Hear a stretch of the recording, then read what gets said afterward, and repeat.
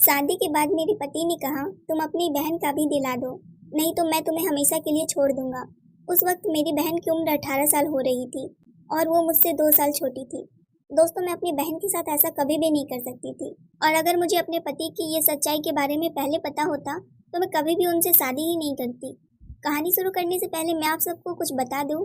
मेरा नाम काजल है और मेरी उम्र 20 साल है। मेरी छोटी बहन की उम्र 18 साल की है और वो अभी अभी इंटर की पढ़ाई पूरी की है और कॉलेज में अपना नाम लिखवाई है। मेरी बहन सोनल दिखने में बहुत ही ज़्यादा सुंदर और खूबसूरत भी है।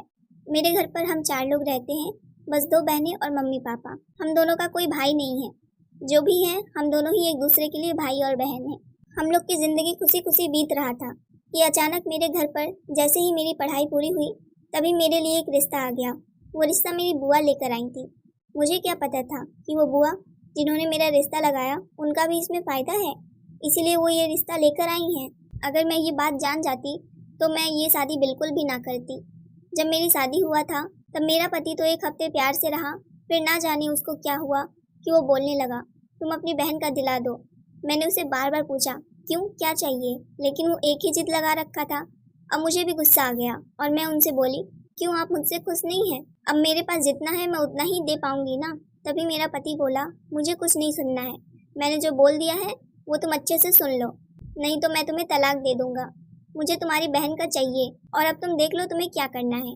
दोस्तों, जब मेरा पति मेरे घर पर पहली बार शादी का रिश्ता लेकर आए थे और मैं उनके लिए चाय लेकर गई थी तो उन्होंने मुझे ना देखने की वजह मेरी बहन को ही देखा था। लेकिन बड़ी मैं थी तो परिवार वालों ने कहा कि देखो बेटा, अगर शादी करनी है तो तुम्हें काजल से ही करनी पड़ेगी, क्योंकि हम पहले इसी की शादी करेंगे, नहीं तो समाज हमको क्या बोलेगा कि पहले बड़ी बेटी की शादी ना करके छोटी बेटी की शादी कर दी।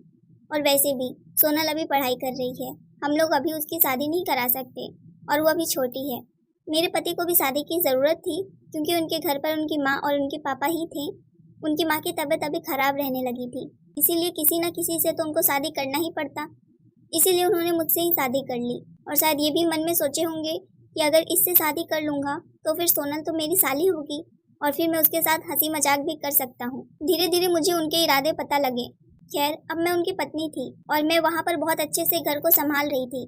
किचन से लेके पूरे घर का काम मैं ही देखभाल किया करती थी। मैं अपनी सासू माँ की भी बहुत सेवा करती थी। उनका परिवार तो मुझसे बहुत खुश था, जैसे उनके पापा और उनकी माँ। लेकिन मेरा पति मुझसे खुश नहीं था, ना जाने उसको मुझसे क्या चाहिए था। वो तो एक ही रट लगा बैठा था कि तुम अपनी छोटी बहन से मुझे दिला दो। मैंने उनसे बहुत रिक्वेस्ट किया कि बताओ मुझे क्या चाहिए। मैं हर दिन यही सोचती कि आखिर मेरी बुआ ने इससे शादी क्यों करवा दी। मेरी बुआ जिन्होंने ये शादी मुझसे करवा रखी थी, इन सब में उनका भी हाथ था और वो पहले से ही मेरे ससुराल वालों से मिली हुई थी। मेरी बुआ नाराज थी कि उन्हें मेरे पापा अब नहीं पूछा करते थे क्योंकि वो बहुत लालची थी। पहले भी मेरे पापा के हिस्से में से वो अपना हिस्सा ले चुकी थी। फिर उसके बाद धीरे धीरे समय बीता और फिर मेरी शादी हुई तो उन्होंने एक ऐसा रिश्ता मेरे घर पर दिया जिसे मैंने सपने में भी नहीं सोचा था। अब शादी के बाद हर रोज़ मेरे घर पे कलेश होता, लेकिन मैं ये बात अपने घर पर नहीं बता सकती थी। आखिर किस मुंह से अपने घर पर बताती कि मुझे अपनी छोटी बहन का भी दिलाना है, क्योंकि मेरा पति मुझसे जिद कर रहा है। वो मेरी छोटी बहन थी और मैं उसे बहुत प्यार करती थी। बचपन से लेकर आज तक उसकी सारी जिद मैं पूरा की हूँ, लेकिन अब मैं उसके साथ ऐसा नहीं कर सकती थी। आखिरकार मैंने हिम्मत जुटा के अपने पति से कहा, देखो जी, आपको मुझे छोड़ना है तो आप मुझे छोड़ सकते हैं, लेकिन मैं अपने घर पे ऐसा कभी भी नहीं बोल सकती। मेरा पति उसी टाइम कहने लगा कि ठीक है, जब तुम्हें मुझसे प्यार ही नहीं है।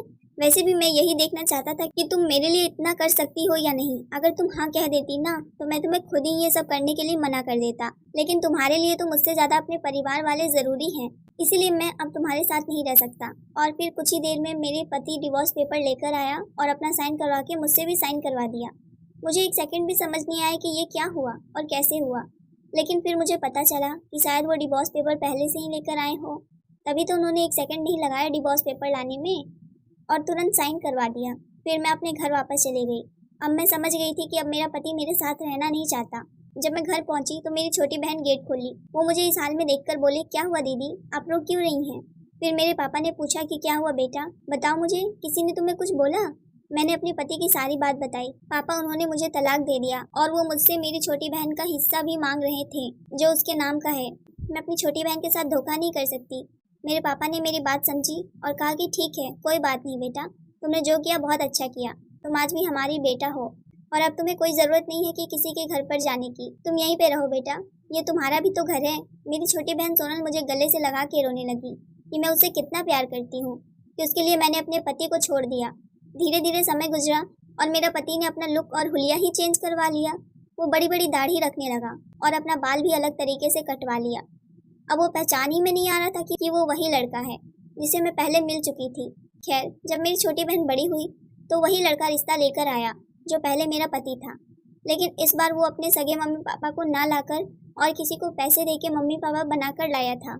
और फिर हमें कुछ पता भी नहीं चला। हमें लगा कि हमारी छोटी बहन है ही इतनी खूबसूरत, तो शायद ये रिश्ता अपने आप से आ गया है। हमें बहुत अच्छा लगा कि उसके लिए रिश्ता ढूंढना भी नहीं पड़ा और रिश्ता खुद ही आ गया है। लड़का भी बहुत ज़्यादा स्मार्ट लग रहा था, तो फिर हमने उसकी शादी करवा दी। लेकिन जब वो शादी करके अपने घर गई तो फिर वहाँ का नज़ारा देख के वो घबरा गई। वहाँ पर मेरे सास ससुर थे पहले जिसे मेरी शादी हुआ था, और मेरी छोटी बहन ये देख के हैरान हो गई क्योंकि उसने तो शायद मेरी शादी में उन्हें देखा था। उसने कहा कि आप दोनों यहाँ पर कैसे? तो उन्होंने कहा कि रोशन तो मेरा ही बेटा है। सोनल हैरान हो गई और वो कुछ समझ नहीं पा रही थी कि आखिर उसकी ज़िंदगी में भी ऐसा मोड़ क्यों आ गया। सोनल एक पल के लिए उस घर में ना रुकी और फिर तुरंत उसी रात दौड़ के अपने घर वापस आ गई। जब हमने उसकी हैरान भरी चेहरे को देखा तो फिर पूछा कि क्या बात है। उसने पापा से कहा, पापा वो रोशन कोई और नहीं, दीदी का पति है। उसने अपना लुक चेंज करवा लिया है और वो दाढ़ी बड़ी और अपने बाल को अलग तरीके से कटवा के रखा है। उसके जो शादी में मम्मी पापा आए थे वो सगे नहीं थे। सोनल एक सांस में ही सब कुछ बता रही थी। मैं उसके घर पर गई तो वहाँ पर मेरी काजल दीदी के ससुराल वाले मिले थे। उनके मम्मी पापा उन्होंने मुझे सच्चाई बताई कि रोशन उनका बेटा है। मैं उस घर में एक पल भी नहीं रहूंगी। मेरे पापा ने कहा, बेटा तुम डरो मत, मैं हूँ ना, अभी तुम्हारे साथ तुम्हारा बाप जिंदा है, तुम्हें एक चीज़ भी सोचने की ज़रूरत नहीं है।